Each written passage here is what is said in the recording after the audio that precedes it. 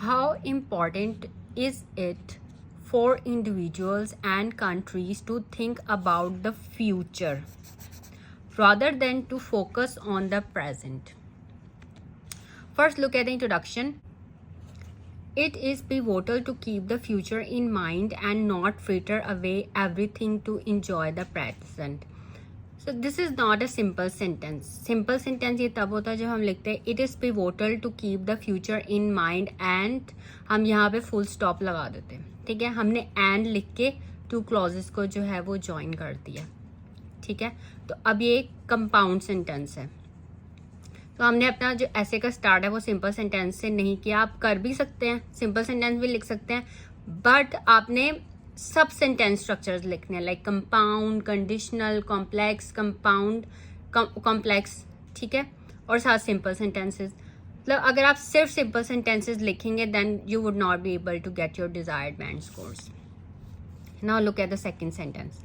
One should always remember that the future would one day become the present, comma, and when it eventually does, comma, it should be safe and secure. So this is a complex sentence, complex structure है ये. ठीक है, इस तरह के sentence structures आपको लिखने आने चाहिए. मतलब हमने एक बात, one should always remember that the future would one day become the present. अब कुछ स्टूडेंट क्या करेंगे, यहाँ पे फुल स्टॉप लगा देंगे और फिर नेक्स्ट सेंटेंस स्टार्ट करेंगे. नो, हमने कॉमा लगा के एंड व्हेन लिखकर and when it eventually does, मतलब हमने कंजंक्शन, सबऑर्डिनेटिंग कंजंक्शन ये यूज करके तो कॉम्प्लेक्स स्ट्रक्चर्स लिखने हैं और ये लिखना आपने सीखने हैं.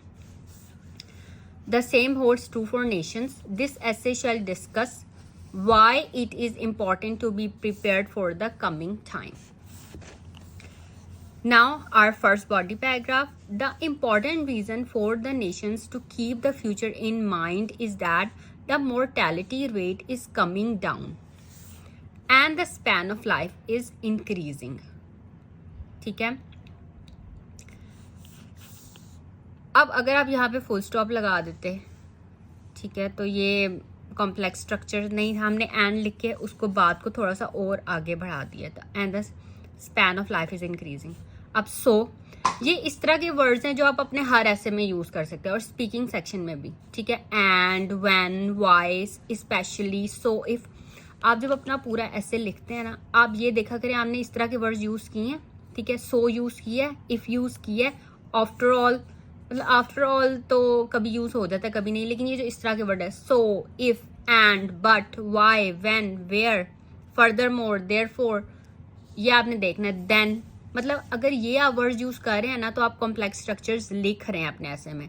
लेकिन अगर आप नहीं यूज करें तो आपका ऐसे जस्ट सिंपल सेंटेंसेस का ऐसे है. ठीक है, तो उससे आपको अच्छे बैंड स्कोर्स नहीं मिल सकते.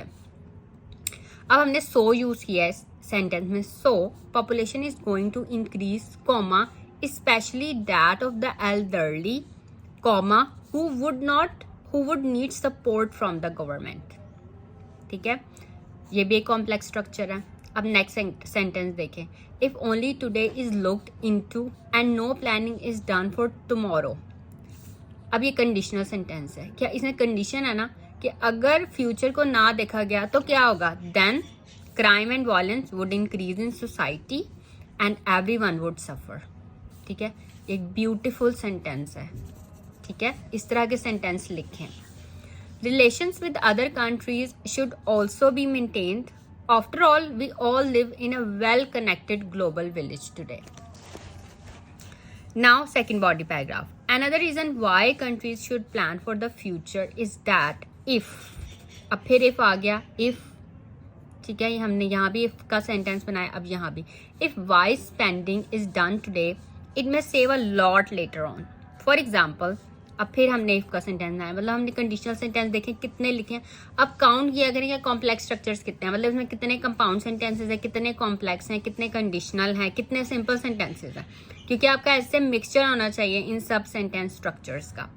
If countries do screening tests for early detection of certain cancers such as breast cancer and cervical cancer, then it may save a lot on very expensive treatment later on. Then का हमने use किया ऐसे में, if and then, ये conditional sentence है.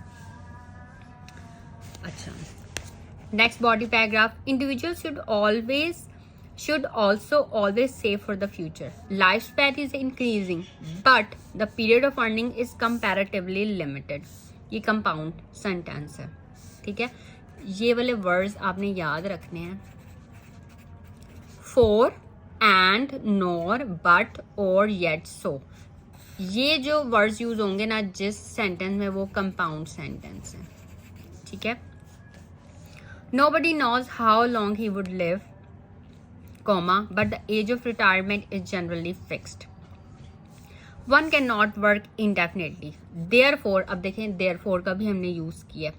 Therefore, furthermore, moreover, इस तरह के वर्ड्स भी आपने ऐसे में यूज करने हैं और अपनी स्पीकिंग में भी यूज करने हैं. During one's earning span, one has to put aside enough money for the later years, when it will be impossible to work anymore. Further, the requirements in old age are sometimes more than a person's needs during the period of his youth. Okay. Deteriorating health translates into higher medical bills and hospital charges. Being weak and infirm, one needs to spend more on commuting. He will need to hire assistants to help in the house. Now, conclusion. To sum up, it is imperative that people and countries plan wisely for the future. अब फिर conditional sentence. If one has saved enough, one can sit back and enjoy peace and comfort in one's later years, and even witness the smile of joy on the faces of one's children. अब next conditional sentence. If countries plan well for the future, everyone would have a better tomorrow. अब ये ऐसे read करके आपने अपना ऐसे लिखना है, ठीक है. और फिर आपने चेक करना है कि आपने कितने ये वर्ड्स यूज किए हैं. मतलब ये वाले जो वर्ड्स हैं ना, सो, इफ, देयरफॉर, फर्दरमोर, मोरओवर, ये आप अपने ऐसे में यूज कर सकते हो और आपने ये यूज करने हैं, ठीक है. आप तभी आप एक अच्छा ऐसे लिख सकते हैं जो डिफरेंट सेंटेंस स्ट्रक्चर्स को यूज करके आपने जो ऐसे लिखेंगे. Okay, so that's all for this video. If you have any questions, you can ask me in comment.